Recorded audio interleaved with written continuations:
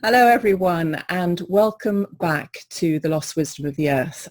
Now today my guest is a professional geomancer and he taught himself to dowse while he was still a teenager and learnt the art of geomancy from some of the great names in this field. Today he specialises in geopathic stress and electromagnetic surveying of properties and also teaches workshops. His list of accomplishments in this field is long and impressive and he's also the author of several books. To tell us more about geomancy and other earth energies such as technopathic and geopathic stress, I welcome Grahame Gardner. Grahame, thank you for joining us today. It's my pleasure. Right, now we're going to dive straight in if you're up for this. Can we start really, you learned to dowse, you were self-taught to dowse. Do you want to tell us a little bit about that? Because a lot of people will be saying, oh my God, how do I learn that? But you taught yourself. Well, we're talking back in the 70s here. There wasn't a great deal of literature on the subject. And being brought up in Glasgow, where I'm still living, there wasn't really anybody else doing it around here that I could find. I had never heard of the British Society of Dowsers. We didn't have the internet, so basically research, you had to go into a library or something. So I was at that age where I was looking at all these new alternative theories. It was kind of the birth of the new age, the Earth mystery scene. There was books from like John Michel, Janet and Colin Bord, Paul Screeton, things like this, The View Over Atlantis, Quicksilver Heritage. So I was well into all that sort of research. And the one that really got me going, actually there was two books I read on dowsing. One was Guy Underwood's The Pattern of the Past, which is quite technical. It's not really a beginner's manual, I don't think. The other one I read was Tom Graves' book, Needles of Stone. And that really tied a lot of things together for me. He was talking about megalithic sites, which I've always enjoyed visiting. The concept of earth acupuncture, feng shui, geomancy. So it tied a lot of things together, and that really inspired me to go and make a pair of dowsing rods from some coat hangers that I like you do, as you do. And I went off on my bike out to a site, as a Roman fort outside of Glasgow, and taught myself to my satisfaction that I could dowse for water. They had a well there, and I dowsed around that until the rods reacted. And I managed to find this line I could trace over to the other side of the hilltop where the well was, and there was a Roman bathhouse there. So, it seemed fairly conclusive to me that I'd found a water supply, whether a conduit or an actual supply, I didn't know. But, I did some more, and I came back home, and, I was dowsing where the cables were under the floor and the drains outside. Taught myself pendulum dowsing, didn't really do a great deal with it then because, I live in Scotland. Didn't seem to be much call for water dowsers in the middle of Glasgow at that time. Plenty of rain here. And, I was getting into my career in theatre, like my day job was as a lighting technician in theatre. So that didn't leave a lot of time. So it was only really in my 40s that I got back into dowsing. And in 1999, we took a holiday down in Cornwall to see the total solar eclipse that was happening in the south of England. And there was an Oak Dragon camp on, and I knew a couple of people that were going to that. And one of the facilitators was Sig Lonergan, who I'd met a couple of times in Glastonbury. A friend. He's one of the big names, isn't he, in dowsing? He's one of the big names, yeah. We'll talk a bit more about him in a minute. So we went down to this camp, and it was like over a week. And the eclipse was, it was a little cloudy, but, we got the effect. I kind of remember that. Yeah, we got the effect. And energetically, there was lots of ceremony and stuff going on. So energetically, that was a big switch for me. But at the camp, there was a lot of dowsers from the British Society of Dowsers and their Earth Energies group there. And they were dowsing the effect of the eclipse on the energy lines and the water lines to see what was happening. So, there was a lot of dowsing classes and geomancy talks and workshops on. And, I discovered that, hey, this is what I've been doing on my own, this is really good. This is what we want to do. So I'd kind of given up my full-time job by then. I'd gone freelance because I wanted to spend more time exploring these things.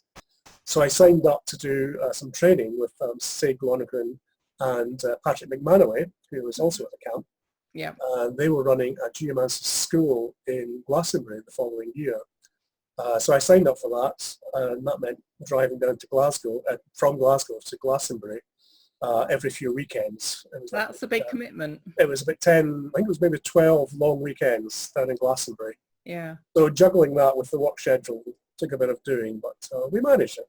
So then after that, there's about 20 or so students on the course. Most of us agreed we wanted to keep on meeting up and further our training. So we formed what was called the Geomancy Group, and we met 3 or 4 times a year, and we would engage our own tutors just to come in and further our knowledge. And those of us that went and wanted to become practitioners went and did some apprenticeships with Patrick. And the Geomancy Group is still going today. We meet a couple of times a year. Our next meeting is coming up in October in Perthshire. So yeah, they're still good friends. It's kind of a circle of peers now, and it's just nice to have that support group behind you. Absolutely, and everybody can share information, and this is how the knowledge grows. Yeah, yeah. Okay, so tell us a little bit more about dowsing, because you've mentioned there that you were dowsing for cables. It wasn't just water, you were dowsing for cables and all sorts of things like this. A lot of people listening in, might be familiar with the fact you can douse for water, but really you can douse for anything, can't you? You can douse for anything, yeah. Tangible dowsing like water is what people first think of when you mention it. But as we discovered as I discovered at the Oak Dragon camp, the earth energy stuff is far more interesting if that's what you're into. I'd always liked doing sort of the more esoteric things and going around ancient sites. I've always had a love of visiting ancient sites. The first thing I do when I get an ordnance survey map is start drawing circles around anything in Gothic type, and then draw lines between them, So I've always enjoyed that, and having the dowsing and discovering that you can douse for ley energy and other manifestations really was an eye-opener for me. Oh yeah, this is why I've been going around these places all these years. Yeah, what we can do with it. So for me, it's become more of a kind of spiritual tool, dowsing. It really does enhance your sort of shamanic and your psychic abilities when you start doing this. I think it opens up, a whole invisible world to you. Through either the rods or the pendulum. You can access it, can't you? Yeah. We have to accept that dowsing is really an act of conscious intent. Your consciousness is really involved in the process. Yeah. You are tuning in to, some people would talk about the information field these days, which is a limit taggart kind of thing. You can access that information with your pendulum and your dowsing tool. And you're not going into a trance, so you don't have to be like a clairvoyant or get into a sort of shamanic situation. Just with a pendulum in your hand, you can ask questions and get answers from these things. So you just need focused intent. So if it's water, you focus on water. If it's cables, you focus on cables. Yeah. It's just holding that mental focus. Yeah. And again, this is a very straightforward question. I'm sure a lot of people are asking, can anybody do this, or do you have to have special skills? Or it's an innate human ability. It's birthright technology. Yeah. Children are naturally good at dowsing. You can hide a chocolate Easter egg in a bush somewhere and give them a pair of dowsing rods, and they'll go and find it. Easily. Just a little incentive. That's all that's needed. Yeah. I do this with adults, actually. I usually some whiskey-filled truffles or something.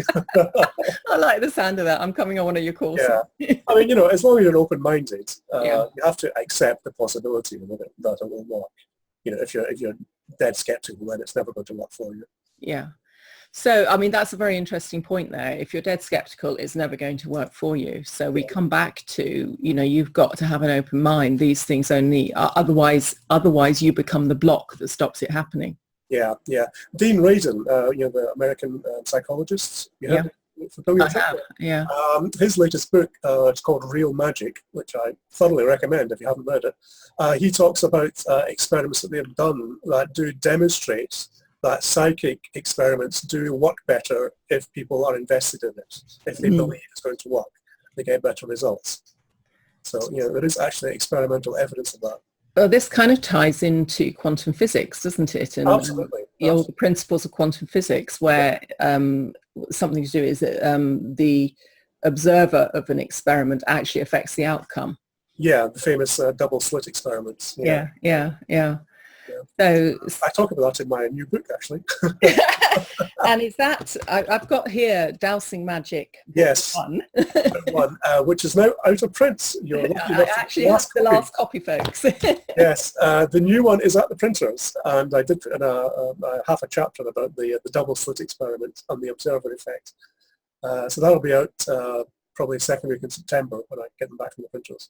Right. So, I mean, this will be going out sort of third week of September, so it will be available to people. Okay. And just very quickly, in case I forget to say it later, they can get it from your website.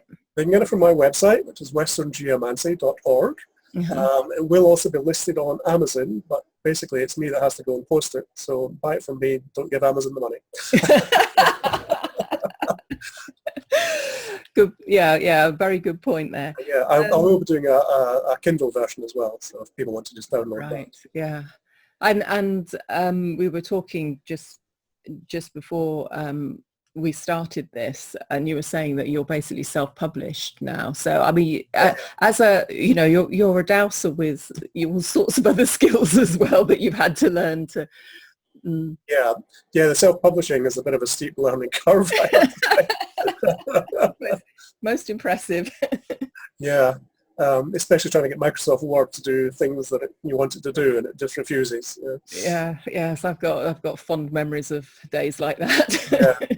You have my sympathies. Yes, I do need a publisher. If anybody wants to take me on as a publisher, please get in touch. Any publishers listening out there, please prick your ears up.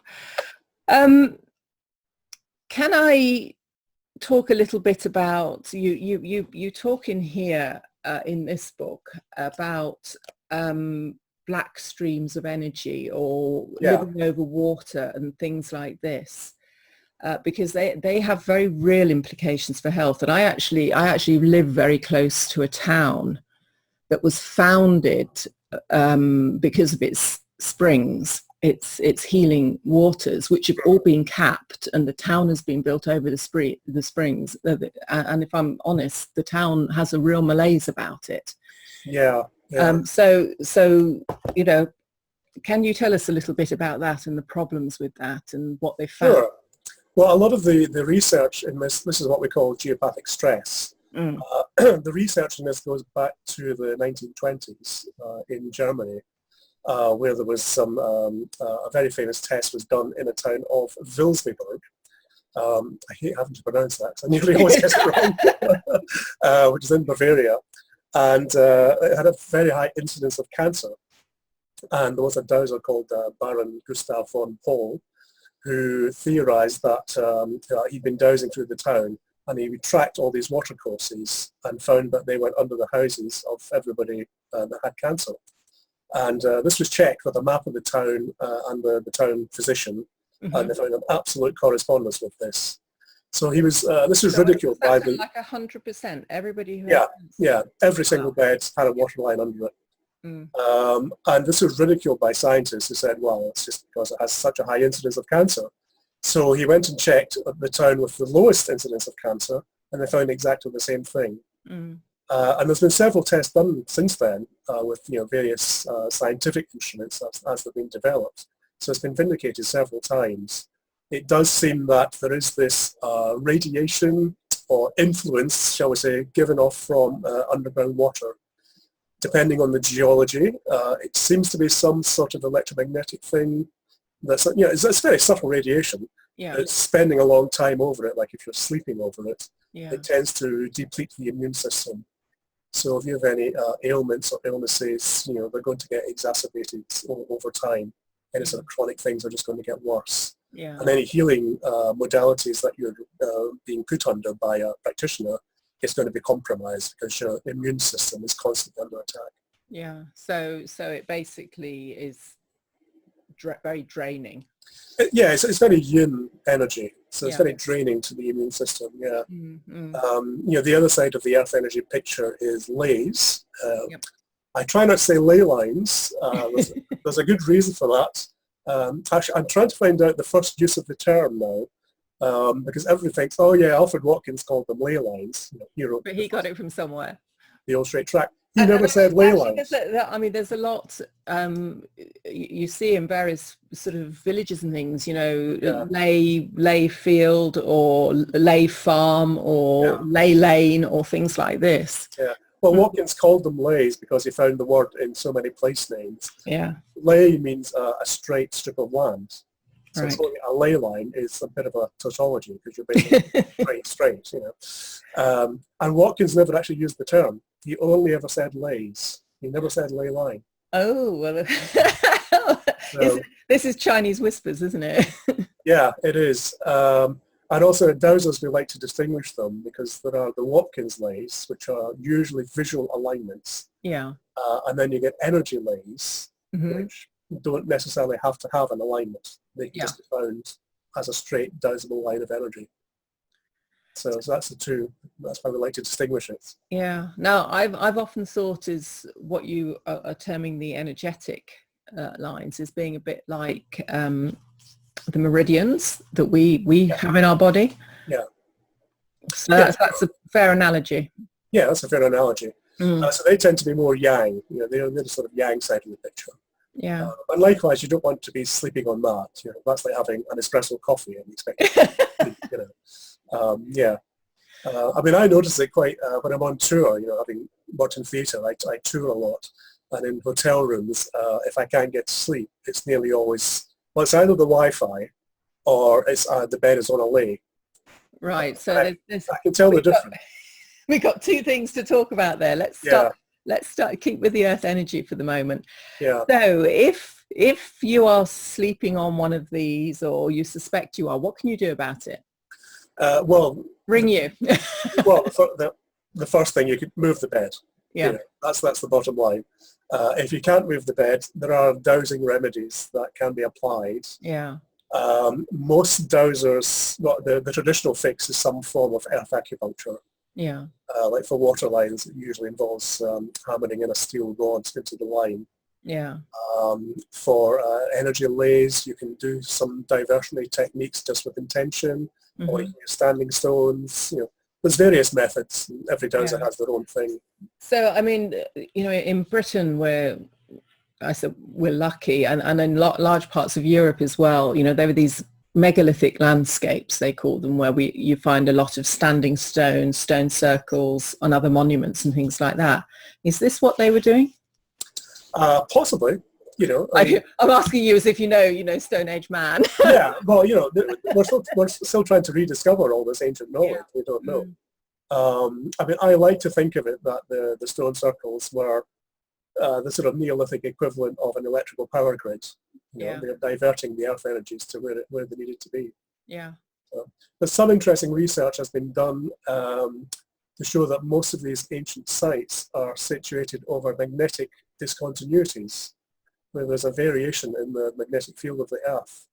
Right. Some research has been done showing that seed germination is enhanced in these areas. I think that's probably quite simplistic. You're not going to build Stonehenge just to enhance your seed growth, I don't think. But it seems clear that they were able to seek out and utilize these areas. So yes, they were tuned in at some level that we are failing to appreciate now. So geopathic stress, sort of underground water lines or energy lines of some sort. I also recall reading somewhere that it can be caused by things like quarrying and roads being built, and where they pass through mountains or hills and things like this. Yeah.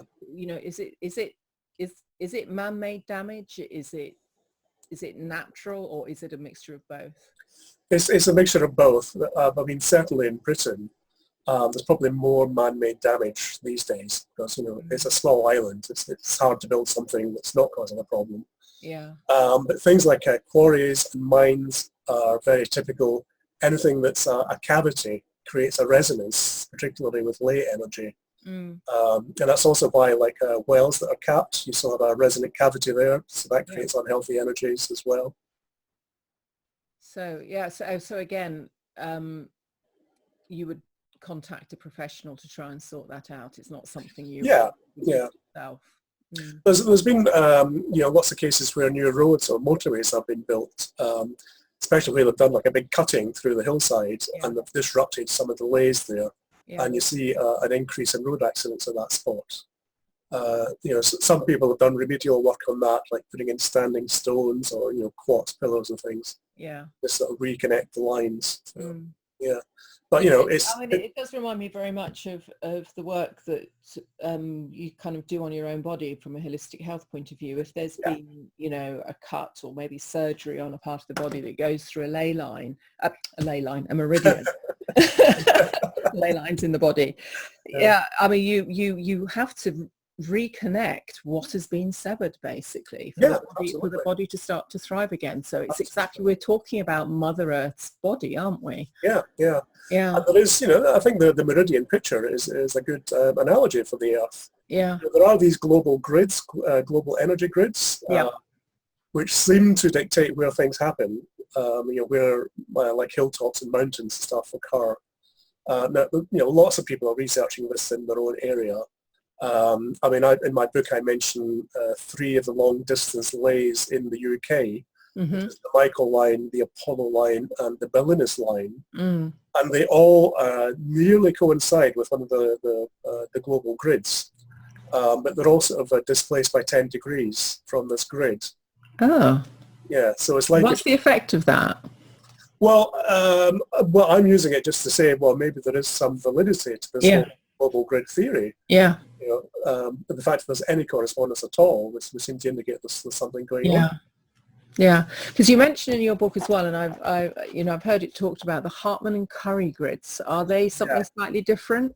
Because these are actual, the scientists will say. There's lots of these other grids. They're more sort of they are global, but they're more of a localized phenomenon. The Hartman grid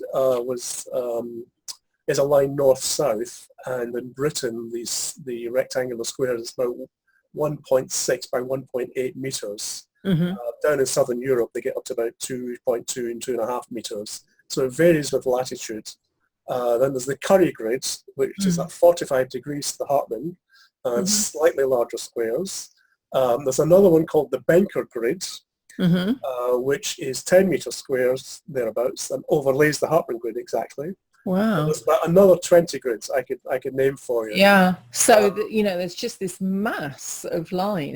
Wherever we are going to be affected. It's like the fabric of the weave, I say. It's just they're just there. I use them. If you see the Hartman or the Curry are distorted, if there's geopathic stress, you find the lines are distorted and get closer together. Right. When you do the work, they sort of relax back out again. I do find it interesting that those first 3 grids, the Hartman, Curry and Benker, were all found by Germans or Austrians. Maybe this says something about the German psyche. I don't know.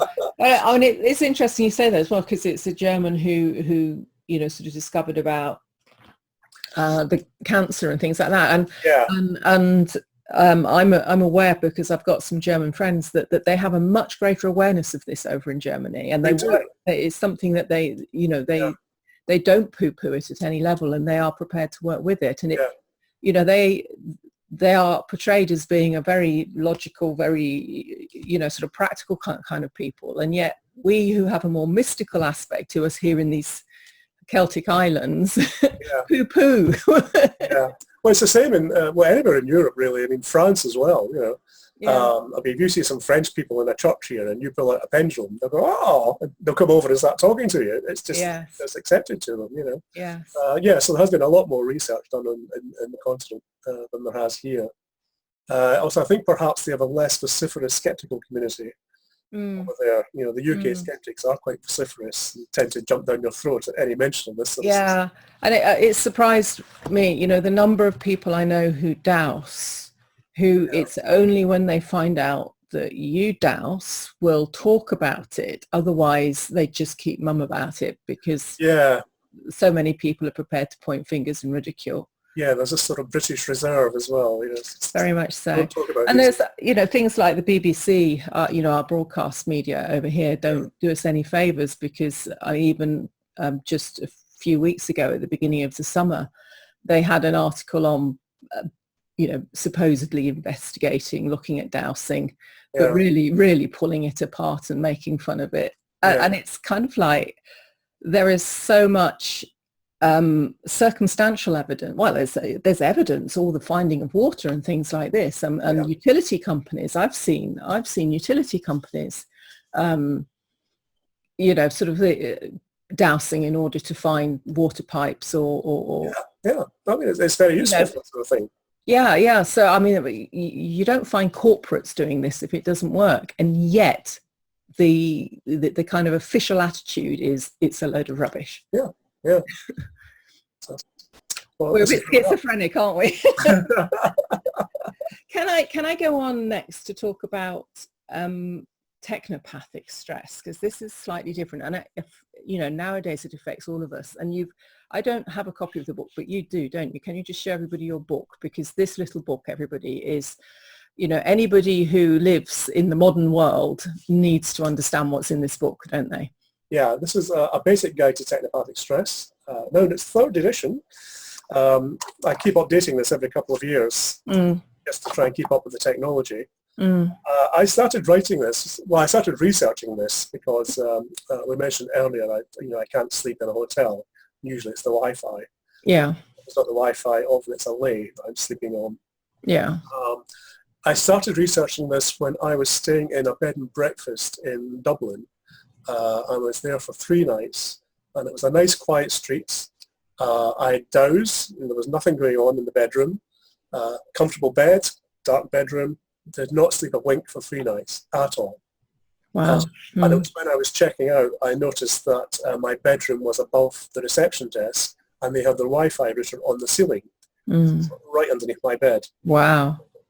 So that's what started me researching this. And, you know, I've worked in theatre lighting for, you know, quite a few decades now, more than I care to mention. So I've kind of been exposed to all these high levels of EMFs, you know, on a daily basis. And I'm actually quite sensitive to it now. Like I can't sleep when there's Wi-Fi on. I don't have Wi-Fi in the house unless I need it to update my phone. Yeah. You know, I'm going to switch so on. you use a what I call a plumbed-in connection. Yeah, I've got everything's on Ethernet. You know, yeah, yeah, as much as possible. So I started writing this because I find that the symptoms, like not sleeping, is one of the first symptoms of geopathic stress as well. So I had to start checking for this with clients. So I tend to eliminate the technopathic stress issues first, and then we'll go into the geopathic stress and see what's going on there, because the symptoms are so similar. Yeah. And there used to be a little photocopied sheet I would give out, and as more things came along, I was getting to 4 photocopied sheets, and then I thought, you know, I should write a book about this. So we did. yeah, much easier. Read this. yeah, read this. Yes, much easier. So the main things are, the thing people don't realize is that Wi-Fi and cordless phones is another one. They don't realize that these are transmitting all the time, 24 hours. Yeah. Whether you're using them or not, you're getting exposed to this constant barrage of radiation, and you'll actually get a higher exposure than if you had like a mobile phone mast in your back garden. You know. So people who reject the mobile phone mast, but they'll have, and I'm sitting here. Yeah, I'm afraid with one of these here. Yeah. Yeah, I live being fried. Yeah, you know, I live in a Glasgow tenement, so you know I can pick up like 6 or 8 Wi-Fi networks without doing anything. Yeah. But you know, it's the level of exposure. You know, those levels are quite low because they're coming from other flats. Yeah. I did have to go when we had a new neighbour moved in downstairs, and I noticed I wasn't sleeping for a few weeks, and I got the meter out and found out I had a hotspot on my pillow. and it was a phone signal. So I went down and said, can I talk to you about this cordless phone you've got in your bedroom? And she says, how do you know I've got a phone in my bedroom? So, and she had it like the base station is right by her bed. Yeah. So I said, how are you sleeping? She went, well, not that well, actually. So, I went and, as a housewarming present, I bought her the small ones you can get that don't transmit except when you're using them. So I bought her one of those. That's really important because most, in fact, it's really hard to buy wired-in phones now. So most of them are these things, and yet they are potentially very, very damaging to health. Yeah. So you were saying there that there's one that isn't as bad as the others. They're getting better now. The one I recommend is the Gigaset range, which has a setting. It's called an Eco Plus setting. You can set it to that, and then it doesn't transmit when it's just sitting on standby. Yeah. There's a couple of others that try and cut down the radiation. They'll have some sort of eco setting.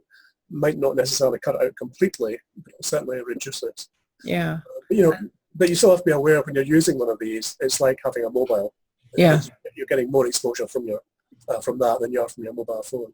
Yeah. Is that information on your website about which one you would recommend? Or? Yeah, there is a link on my website. There is a sort of online version, kind of reduced version of the book. Yeah. You can get some basic stuff there. The book, this new edition only came out this year, the third edition. I've started researching all the new things that are coming in, like 5G. Oh my goodness. Which is getting rolled out in the UK. And Glasgow is one of the 5 cities they're testing it in. Yeah. And the Internet of Things, where everything in your house has to be online. Absolutely. Yeah. So you can't boil a kettle; it needs to do a software update. So it's getting nuts, isn't it? It is getting crazy. Nuts. Yeah. But the potential damage to, talking as someone who works with health, I'm very, very aware about how sacrosanct, the health of the cell should be, how balanced the cell should be, and how it should resonate in the right way, in the right environment. And we are making sure that none of that is true for our cells, which, as you say, then impacts our immune system, and therefore, we lose our health, and the levels of disease are epidemic. Yeah, absolutely. Yeah. So Bluetooth headsets, that's another thing. That's another pet bumper at the moment. Sorry, what was that? Bluetooth headphones. Oh my goodness. Yeah. You see people with these. I just think to them, my God, don't you know what you're doing? And not only a lot of the new ones, not only is it transmitting the music to the earphone, it's then transmitting through your head to the other earphone. And those headsets, you used to get the Bluetooth headsets. I got one when they first came out, but I very quickly stopped using it. It's just giving me a headache, Yeah. So. And I do recall reading some research that was about mobile phone users. And the incidence of tumours on the side of the head. Where they held their phone. Yeah.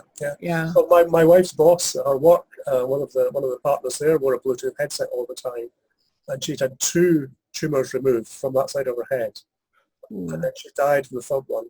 She was only 37. Gosh, yeah. It's just we love the convenience. This is the problem. We love the convenience of these things, and they do make our life more convenient. To be able to walk around with the phone when you're chatting to someone, not tied to a piece of wire that always was wanging back on you.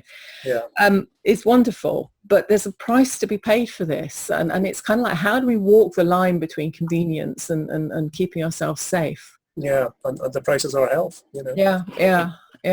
So there are just simple methods you can use to try and reduce it, like use speakerphone mode, or get an air tube headset. You can buy these headsets where the last section of the cable is actually an air tube. So there's no electromagnetics coming into your head. Right. Things like this. Try and disable your Wi-Fi. Use things that are wired. It's fairly easy. But the number of people you see that have the Wi-Fi router sat next to their computer.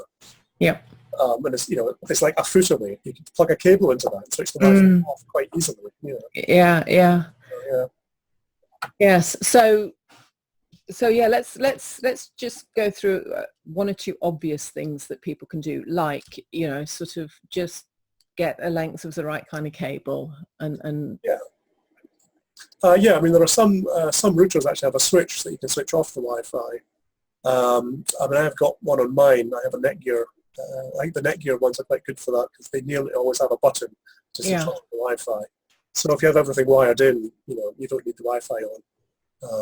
Well, as I say, except when I need to update my phone usually. Yeah. So you'll say to somebody, switch that off at night. Well, if you switch it off at night, that's a fairly easy solution, but the internet service providers don't like you doing that. No, they don't. Because they think your line is broken, and they'll start reducing your broadband speed, or maybe even cut you off. So yeah, I mean, some routers you have to go in through the software panel. It gets a little bit technical. You have to go in through the browser and switch it off. But it can be done. Okay. So, sort of this technopathic stress, and we haven't mentioned EMFs either. Well, that's part of the EMS, but yeah, the other source is power frequency EMFs from like the mains wiring. And dirty electricity is becoming a big thing. I think as you get sensitive to these things, dirty electricity starts to affect people more. Yeah. It's not big at the moment, but some people are quite sensitive to that as well. And that is caused by things like fridges, compact fluorescent light bulbs, everything that's got an electronic transformer on it these days. Yeah. Produces this really dirty electricity, which is like spikes in the mains. Yeah. Like the mains wiring actually radiates as an electromagnetic frequency, as a radio frequency pulse. The worst offenders in that are solar panels. Oh. Which people don't like because they're not thinking, oh, I'm very ecological here. I've got everything on solar panels. Absolutely, yeah. Their dirty electricity will be off the scale on the meter. And of course, they're sitting up above your head, aren't they? Well, it's not that. It's the fact that your mains wiring is radiating this. Oh, right. Okay. Frequency stuff from it. I mean, fortunately, they're not on at night, so that's the benefit of it. Yeah. But it is quite hard to deal with that. You have to invest in some large industrial scale filters, which can cost £2,000-3,000. Wow. Yeah. So, I mean, this is very, very serious stuff. Yeah, I mean, normal domestic dirty electricity you can treat with some plug-in filters.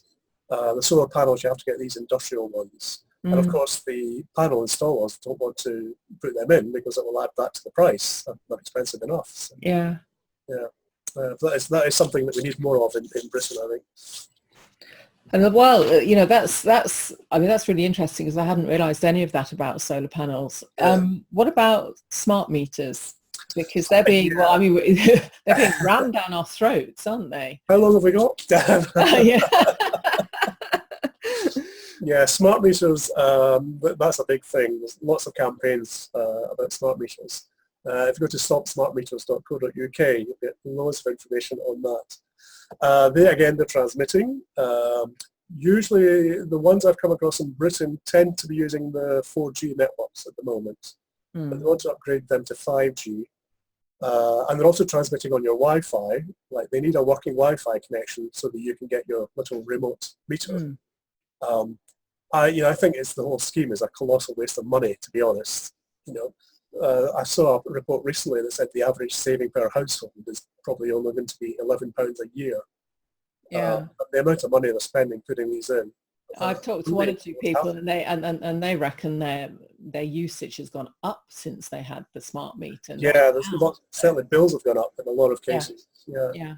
Also, the ones they've been putting in are what's called the SMETS1 meters, which are the ones that means you can't switch. If you switch supplier, it just becomes a dumb meter again. So it's still transmitting, but it's not actually doing you any good, and it's not sending the information back, so you still have to go back to the meter. The second generation ones are coming out this year, any day now, and some suppliers are waiting till they come out before they put them in. So all the meters that have already been put in will have to be changed. Well, I mean, and we say we're an intelligent species. There's something absolutely dumb about this at every level, isn't there? Yeah, and they haven't even met anywhere near the target. It's supposed to have, I can't remember the figure, but basically everybody's supposed to have one by 2020. They're not even a third of the way through that. Yeah, and there is a lot of coercion going on. I mean, these are meant to be optional, and yet they really are trying to strong-arm people into having them. They are optional. You're not legally obliged to have one at all. Yeah. But yeah, like you say, they are strong-arming people, sending them almost threatening letters saying you have to have this. Yeah. Or your old meter is faulty, we need to change it. Yeah. And people need to be aware that there are very real health implications that go along with this. Yeah. I don't think it's going to save you money. There's the health implications.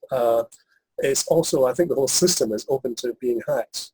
I think the security is problematic on them. Yeah. We don't have the infrastructure for all the collection of data yet. This is why they need the 5G networks, which means more transmitters at every street. There will be a transmitter on every lamppost. Every lamppost will have one, so that they can all hook into this smart grid, as it's called. So that infrastructure is not there yet. It also means, of course, that companies can remotely disconnect you if you haven't paid your bill. Once you get the Internet of Things, where every appliance is connected to the Internet, they could do things like turn down your fridge thermostat at peak times to save energy. So you won't want it turned down? No, but the company will do it to balance the power a bit more. I mean, it's kind of like it's disempowering people at every level, isn't it? Disrespecting our sovereign space at every level. Major privacy concerns with it. So, Oh dear, Big Brother, here we come. And then, of course, what happens to your fridge when it's not working because it has to download a software update and your Wi-Fi isn't on. So we are making life unnecessarily complicated. It strikes me. You've mentioned 5G several times. What's the difference between 4G and 5G? Okay. Apart from it's going to be even more damaging for your health. Okay, the thing about 5G, it has, I think there's four, can I explain this now? There's four main things that they have to achieve to do it. One of which is they need many more connections simultaneously on the mast. It has to be able to change frequencies seamlessly.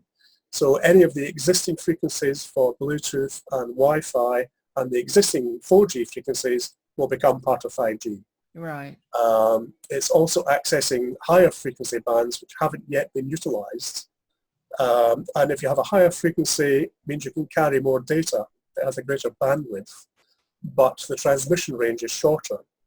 And it's stopped by things like walls and even trees on heavy rain will stop these higher frequencies.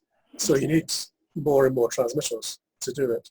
So you're saying every lamppost. Every lamppost, yeah.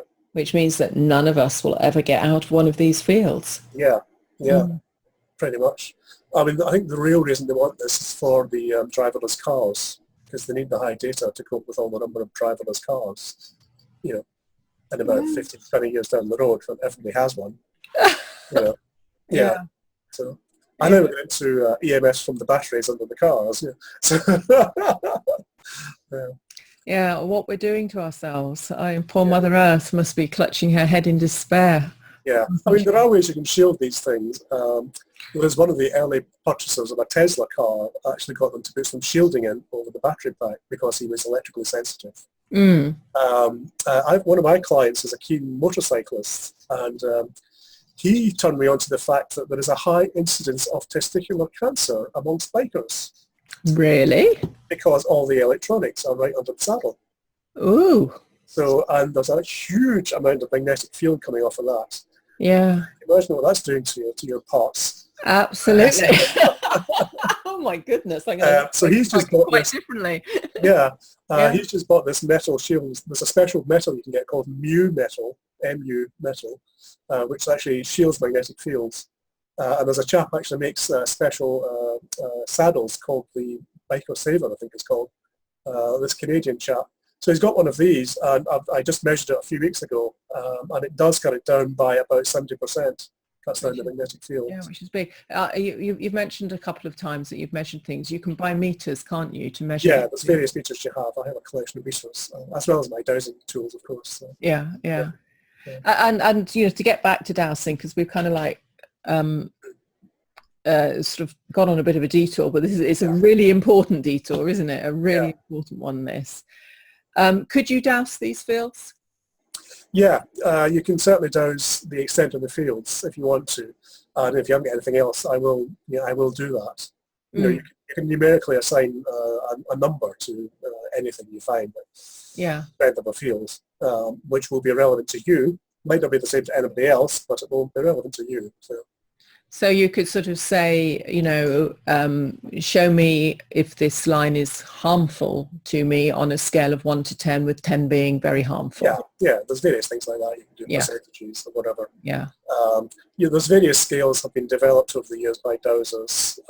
One of the European ones is called Bovis units, after Antoine Bovis. It was a French guy that came up with it. Mm-hmm.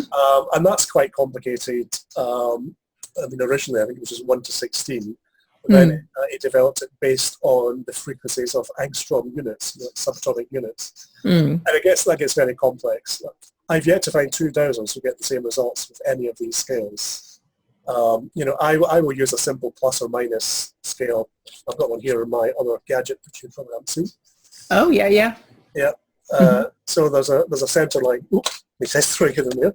There's a center line here. Yeah. Which is the 0 line, and you start your pendulum going over that, and it will go to one side or the other.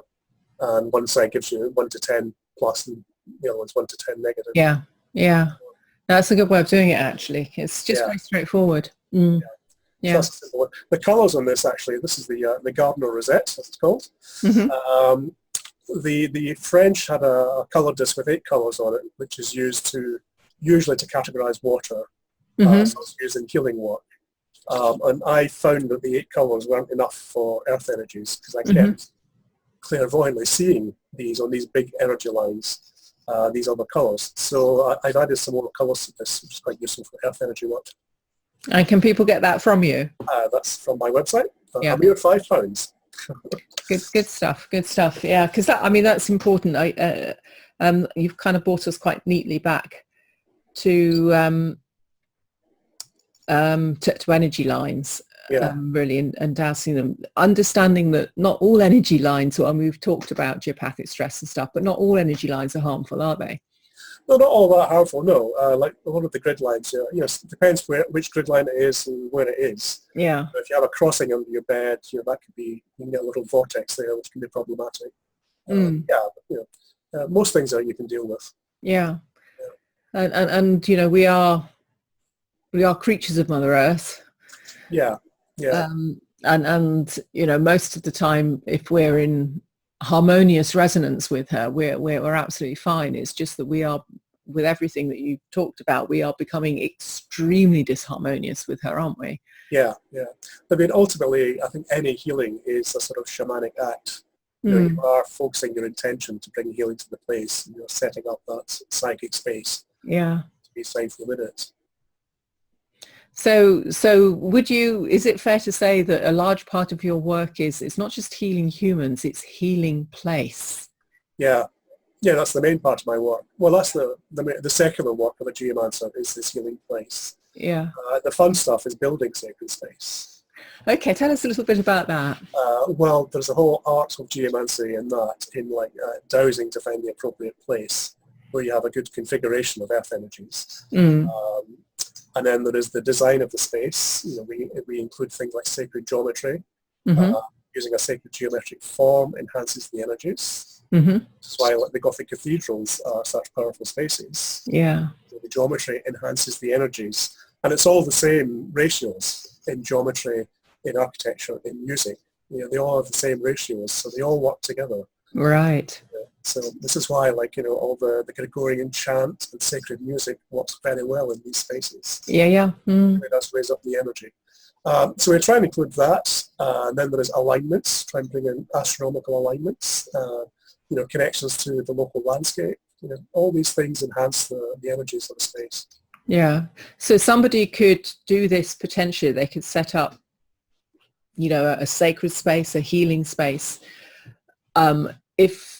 If they can find it within their home, within their garden. Yeah, absolutely. Lots of people do have little stone circles in the gardens or labyrinths. Labyrinths are very easy to do. They're a great favourite for dowsers because a labyrinth is a very energetic form. Yeah. Itself. A labyrinth will call in a water signature that you can douse after only a few occasions of walking it. Wow. Even a temporary labyrinth, at the end of the year, you can douse a water line or two. Well, this is amazing because you're sort of saying a, a, a, a, particular kind of a shape, Yeah, whether it's a labyrinth or I don't know, shall we say a pentacle, a five-pointed star or yeah, anything like yeah. that. I mean, it will actually call a type of energy in. Sure, yeah. And you can create it in your flat, in your living room, just by placement of furniture and power objects. You can make Yeah. it yourself. Yeah. So this is magic. This is effectively magic. Yeah. Yeah. There's one. There's a labyrinth I did a couple of years ago over in Italy. It's in a healing centre, and I Mm. designed a custom labyrinth. It's a custom, unique design, and I dowsed the position for it, and there was two lays running through it, and I put it at the crossing point of these two lays. One of them was sort of running vaguely east-west station, the other one was vaguely north-south-east, but not quite. And we built the labyrinth, and then after it was finished, and before we did the ceremony to open it, we were exploring the surrounding area. And I found, they took me to this ancient site behind the village, which is an old hill fort. It was a circular, oval enclosure with 3 banked ditches. And I dowsed a lay coming from that. It seemed to be going over towards where the healing centre was. And then the following day we went another walk the opposite direction. And down the hillside we found this little chapel dedicated to Mary. Mm-hmm. And I dowsed another lay running through that. And I plotted these on my phone in Google Earth, took a GPS reading. Yeah. When I go back and put it into Google Earth, the two of these have a line that runs right through the centre of the labyrinth. So this was the lay that I had dowsed. Right. And I had no idea of the existence of these places before I built that site. Yeah. So, it's a good indication when you're in tune with the universe, with upstairs. Absolutely. Yeah. Yeah. There's a story in this book about St. Cerf's Church, which I found quite fascinating because it was kind of like they were using something to block. Yeah, this is another French researcher called Blanche Mertz. And she found that a lot of these ancient Egyptian temples and older spaces seem to eliminate the Hartmann grid from the interior. Don't know why. Maybe it's just not conducive to a sacred space. It doesn't help you transcend. Yeah.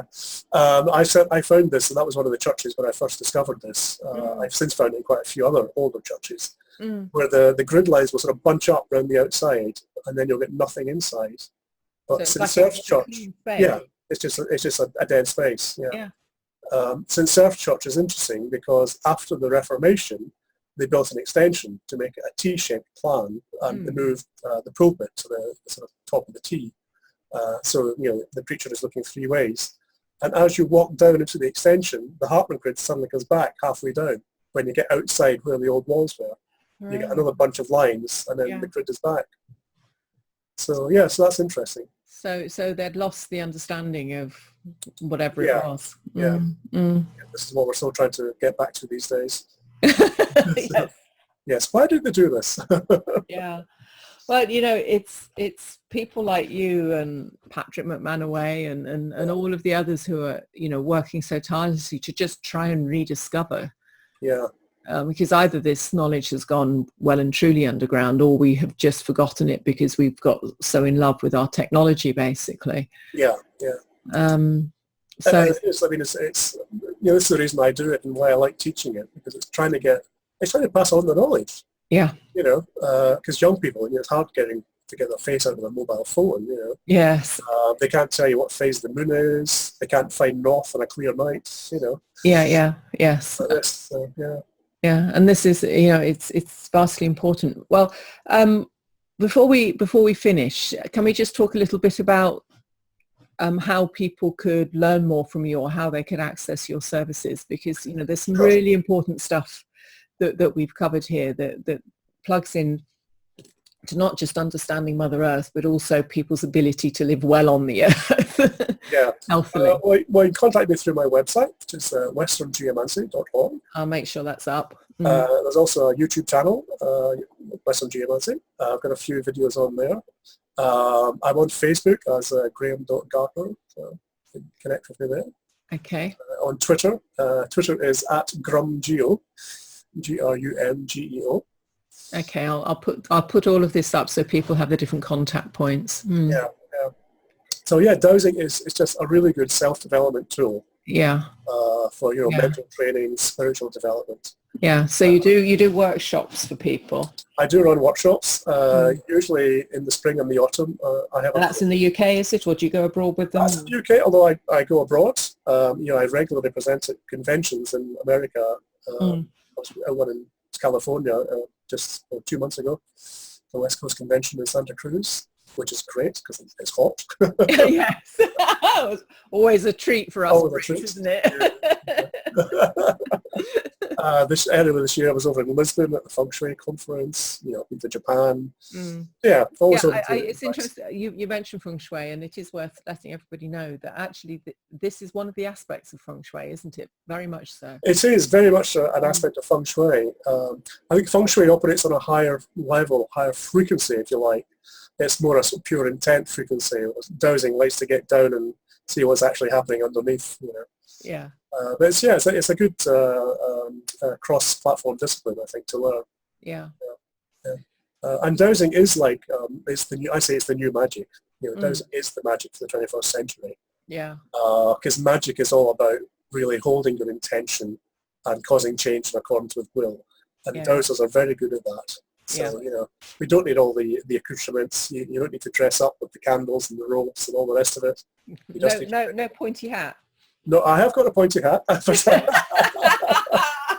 got to have some fun, haven't you? Gotta have some fun, yeah. And you do consultations for people? I do consultations. And do they have to come and see you, or do you have to go to the house, or can it be done remotely? I do both. It can be done remotely. If it's in America, I'll usually do it remotely. When I was out there, somebody wanted me to go up to Seattle and douse the property, but it didn't work out in the end. I thought we just didn't have time to do it. But yeah, usually I like to get hands-on. A lot of people do work remotely, but I like to get out there. I always think you tend to miss something. Yeah. But the process is I always tune in remotely, so I will ask for a plan of the house. Yes. I can dowse remotely before I get there, which saves a lot of time. Yeah. But usually I'm there for like between 2.5 and 4 hours. Yeah. Okay, and then of course there's also your books. People can start to, I'm showing them this one. This is the old version. There's a new one coming up. The new one will be out by the time this is out, yes. That's the technopathic stress. Technopathic stress, and I've got another one. Dowsing with sigils, yes. Sigils, yes, and that's an interesting one, and we haven't even touched on that one. But maybe that might be a conversation for another day. Okay.